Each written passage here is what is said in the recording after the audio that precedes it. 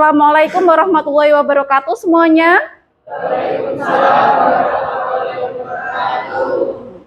Selamat pagi. Sebelum kita memulai pembelajaran hari ini, mari kita berdoa dulu. Silahkan, Aini dipimpin berdoa seperti biasanya. Bismillahirrahmanirrahim. Alhamdulillah. Baik, pada pembelajaran hari ini seperti apa yang ada dalam PowerPoint ini ya di layar kalian, bisa kalian lihat bahwa pada pembelajaran hari ini kita masih membahas tentang hak dan kewajiban warga negara. Tapi di unit yang terakhir, yaitu mengenai kebebasan berpendapat di media sosial. Pada pembelajaran sebelumnya, kalian sudah menyebutkan apa sih hak kita sebagai warga negara itu. Salah satunya itu adalah hak warga negara itu adalah kemerdekaan dalam berpendapat. Nah, kita berpendapat itu kan di berbagai macam tempat kan. Ada ketika kalian berkumpul dengan teman-teman kalian, ketika kalian berkumpul dengan keluarga kalian. Namun, pada hari ini, nah kita akan mempelajari kebebasan berpendapat atau kemerdekaan berpendapat di media sosial. Nah, selanjutnya bisa dilihat di sini ya tujuan pembelajaran kita hari ini. Apa sih yang ingin kita capai pada pembelajaran hari ini? Kita harus tahu hak dan kewajiban warga negara. Hak kita salah satunya yaitu kemerdekaan berpendapat.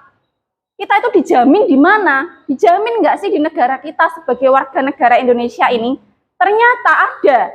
Dijamin di dalam peraturan perundang-undangan yang setelah kalian tahu dampak positif dan dampak negatif adanya media sosial sebagai media kalian untuk berpendapat, di sini pasti ada negatifnya. Nah, solusi yang bisa kalian tawarkan sebagai pelajar posisinya kalian, itu apa solusinya? Nah, kalian bisa membuat poster yang berisi ajakan untuk membiasakan berkomentar positif di media sosial.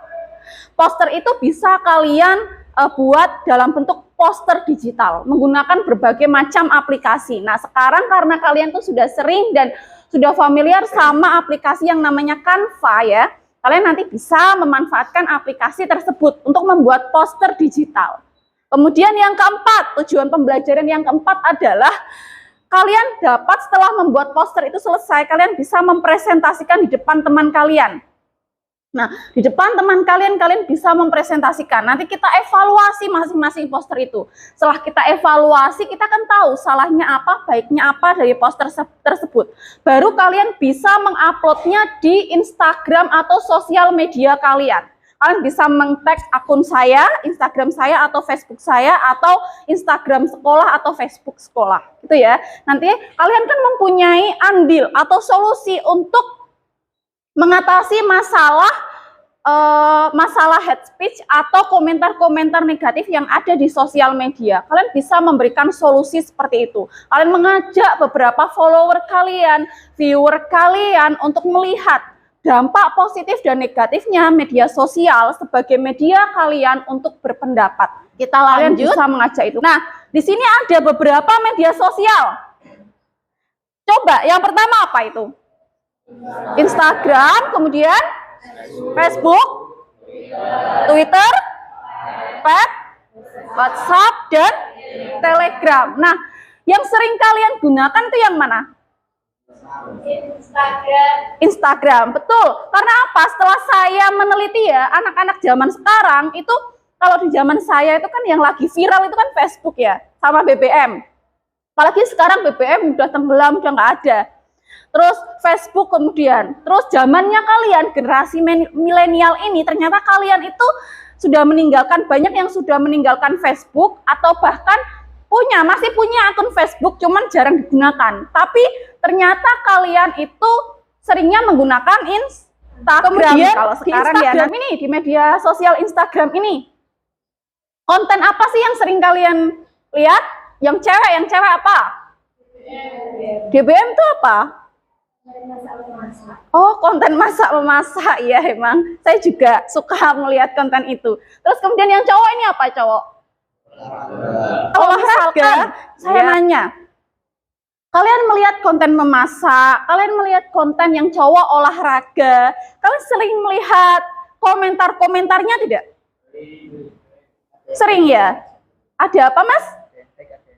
Ada yang baik, ada yang komentar baik, ada komentar lanjutnya jahat. Benar. Nah, di sini saya akan menjelaskan secara garis besar ya. Secara garis besar, jaminan hak kebebasan atau kemerdekaan berpendapat warga negara. Dijamin atau tidak sih? Nah, ternyata dijamin.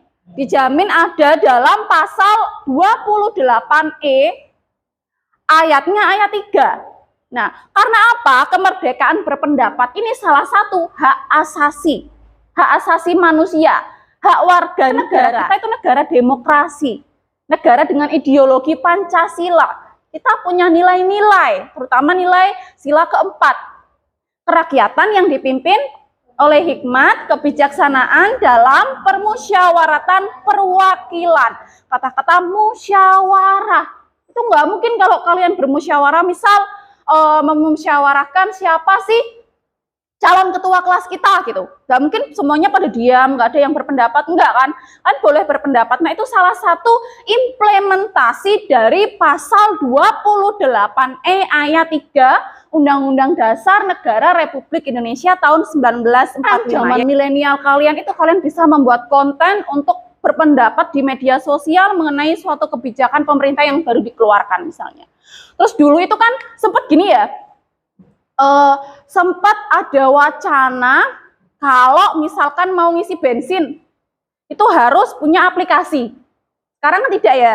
Nah, punya aplikasi di situ kalau misalkan ada yang komen, kalau bapak saya yang sudah tua mau ke sawah pakai motor, bensinnya habis, mau ke isi bensin di SPBU, masa harus bawa HP yang Android, sedangkan HP bapak saya aja tidak Android, kemudian harus install aplikasi, ya nggak bisa gitu. Kemudian banyak yang mengkritik itu. Nah, kebijakan itu hanya bisa diterapkan di kota-kota besar. Kalau di kota-kota kecil, apalagi di tingkatnya kabupaten, desa, ya nggak bisa gitu. Banyak sekali yang mengkritik itu. Kemudian ada yang juga yang berpendapat bahwa gimana kalau solusinya seperti kalau misalkan awal-awal itu adanya e-tol, elektronik, kartu yang e-tol itu loh yang digunakan untuk masuk tol. Gitu. Gimana kalau dibuatkan itu saja supaya orang-orang yang di desa, bapak-bapak yang tidak mengenal Android, tidak bisa menggunakan HP Android itu dibuatkan kartu e-tol saja gitu. Nah, itu ada banyak sekali pro dan kontra. Nah, itu termasuk apa? Kita diberikan kebebasan untuk berpendapat. Kita sebagai warga negara Indonesia. Di sini kita kenal yang namanya di media sosial itu kritikan yang tidak membangun alias mengandung kebencian, yaitu hate speech. Kadang kan sering kita melihat konten-konten hate speech atau ujaran kebencian, yaitu berupa apa? Itu tindak pidana loh ya. Kalian menghina orang di Instagram misalnya, kalian memberikan komentar jahat, itu tindak pidana. Tindak pidana yang seperti apa bentuknya? Penghinaan, pencemaran nama baik, penistaan, perbuatan tidak menyenangkan. Lihat videonya. Sekarang kalian kan kemarin sudah membentuk kelompok ya. Di grup kita sudah sepakati kelompoknya ada 4, kelompok 1, 2, 3, dan 4. Kalian sudah membentuk kelompok tersebut. Sekarang kita melihat masalah ini. Lihat dulu masalahnya. Video ini ada suatu permasalahan di mana yang berkaitan sama hate speech di media sosial. Kalian bisa melihat dan memperhatikan ya. Di sini kalian boleh misalnya ini kelompok 1, kelompok 2, kelompok 3, kelompok 4. Saya bagi LKPD atau lembar kerja, ada petunjuk kerjanya. Petunjuk kerjanya kemudian di bawahnya ada setelah kalian selesai mengerjakan, kalian bagikan ya, bagikan link Canva kalian. Kan biasanya ada linknya kan setelah selesai. Dibagikan di sini, kemudian simpulan dari poster kalian tuh apa kesimpulannya? Di sini silahkan kalian kerja kelompok, ada yang tim untuk mengerjakan LKPD, ada yang tim untuk membuat Canva itu, ada yang tim di mana mencari substansi isinya Canva itu apa saja sih gitu ya. Isinya posternya kalian itu harusnya apa gitu, untuk bisa menarik viewer, bisa melihat kampanye kalian dalam mengajak banyak orang untuk berkomentar positif, membuat konten positif di media sosial. Silahkan bekerja. Saya kasih waktu 70 menit. Silahkan mulai bekerja.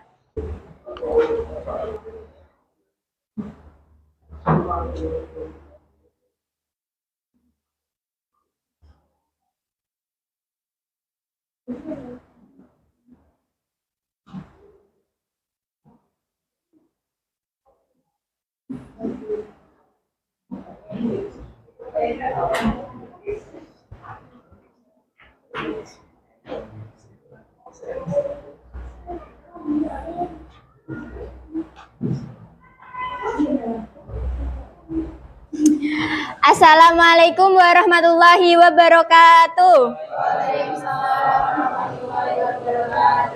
Hai semuanya, di sini saya perwakilan dari kelompok 3 mau mempresentasikan hasil kerjasama kami. Nggak kelihatan tuh. Yang pertama, di sini saya mempunyai jenis-jenis hate speech. Yang kedua, cara untuk mencegahnya. Yang ketiga, apa penyebab terjadinya. Yang keempat, dampak dan apa saja bentuk hate speech yang diatur dalam KUHP. Yang pertama, jenis-jenis hate speech. Yang pertama yaitu, menurut Polri, bentuk ujaran kebencian antara lain yaitu penghinaan, pencemaran nama baik, dan penistaan. Yang kedua, cara untuk mencegahnya yaitu upaya pencegahan terjadinya kejahatan ujaran kebencian dengan memberikan penyuluhan atau sosialisasi kepada masyarakat luas. Yang ketiga, apakah penyebabnya dari hate speech? Yaitu faktor-faktor yang menjadi penyebab pelaku melakukan ujaran kebencian yaitu dalam media sosial.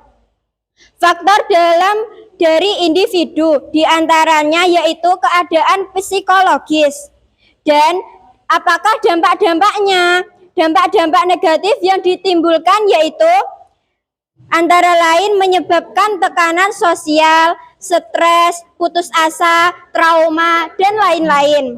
Ini presentasinya dari kelompok 3 sudah selesai. Apakah ada yang mau bertanya? Cukup jelas ya apa yang disampaikan oleh saudari Anik ini, bahwa di situ dijelaskan ada jenis-jenisnya, kemudian cara untuk mencegahnya, kemudian apa penyebabnya, dampaknya, kemudian apa saja sih bentuknya hate speech itu yang diatur di dalam KUH pidana gitu ya. KUHP itu KUH pidana. Kita undang-undang hukum pidana gitu ya. Kalau misal tidak ada yang mau bertanya, silahkan ditutup kembali presentasinya Mbak Anik. Oke, sekian dari kelompok 3. Bila ada kata salahnya, mohon maaf ya. Wassalamualaikum warahmatullahi wabarakatuh. Waalaikumsalam warahmatullahi wabarakatuh. Kita beri tepuk tangan untuk kelompok 3. Ayo guys.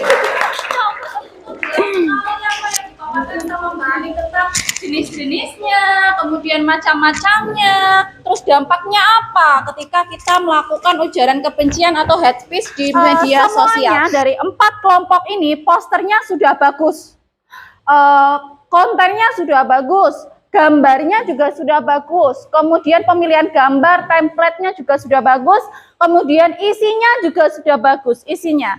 Nah, saya nyatakan untuk keempat poster dari kelompok 1 sampai kelompok 4 itu bisa lolos untuk diupload di sosial media kalian masing-masing. Nah, sekarang waktunya pilih salah satu akun Instagram dari kelompok masing-masing untuk mengupload poster kalian. Pilih ya. Mungkin bisa dari viewer yang followernya yang paling banyak, kemudian bisa di tag akun saya nanti saya kasih, kemudian Instagram sekolahan sudah tahu ya, Instagram SMKNU Lasem.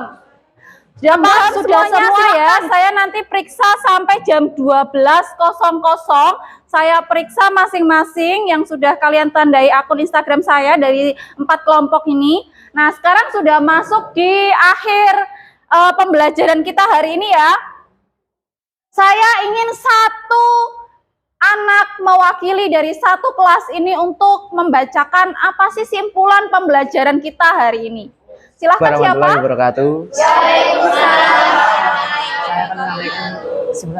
Saya akan menyampaikan kesimpulan pembelajaran dari kesimpulan pembelajaran. Kebebasan berpendapat memang dijamin oleh negara kita dengan adanya pasal 28E dan F serta UU nomor 9 tahun 1998 tentang kemerdekaan berpendapat di muka umum. Namun ketika berpendapat juga harus mempertimbangkan perasaan orang lain dan memperhatikan UU ITE yaitu UU RI nomor 19 tahun 2016, terutama berpendapat di media sosial supaya tidak menimbulkan dampak negatif bagi diri sendiri maupun orang lain. Saya, kalian itu harus membuat refleksi pembelajaran. Saya juga membuat sebagai guru. Refleksi itu artinya apa sih? Saya itu merefleksi diri saya sendiri. Kalian juga ya di sini ya. Pada pembelajaran hari ini itu yang saya dapatkan apa? Yang belum saya ketahui apa, yang ingin saya ketahui itu apa. Kalian tulis di buku catatan kalian masing-masing. Untuk pembelajaran minggu depan, kita akan berbicara mengenai kasus-kasus pelanggaran hak dan pengingkaran kewajiban. Minggu depannya silakan ya, dipimpin doanya terlebih dahulu. Mbak Aini, silahkan. Terima kasih untuk hari ini. Assalamualaikum warahmatullahi wabarakatuh.